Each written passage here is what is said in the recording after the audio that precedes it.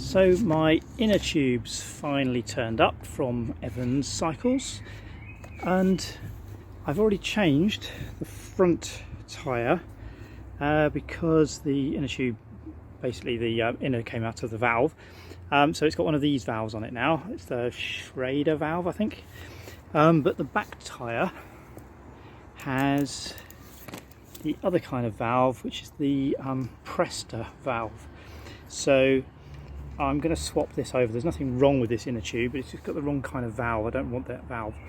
But this is the one that's attached to the chain and everything. Looking at it, it looks as if the wheel should come off and leave the chain in place. But to make sure everything goes back in the same way, I'm going to just put a mark either side, particularly on this side, of exactly where the nut is, so that the wheel can go on exactly the same place again. There we go. I don't know how well it's showing up, but I've put a pen mark all the way around that bolt. So all I've got to do now is deflate the tyre and take the wheel off. This here is the little bit on the inner side of the valve that basically broke off on the other inner tube, and this one's getting a bit bent as well. So I've got to push this in, and that lets the air out.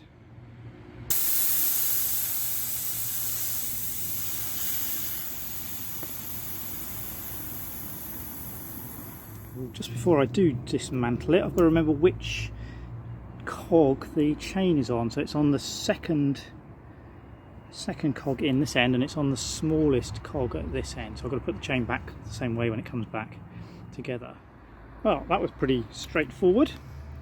Just to get the inner tube out and replace it.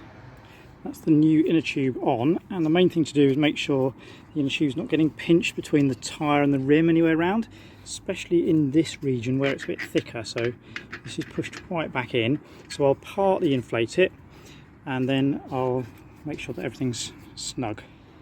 That seems to be back on okay, but I did notice there's a tiny bit of play in this bearing, which I can't really get rid of very easily. I might have to tighten that up at some point, but yeah, that might need a little bit of tightening up, but it seems to be back on anyway.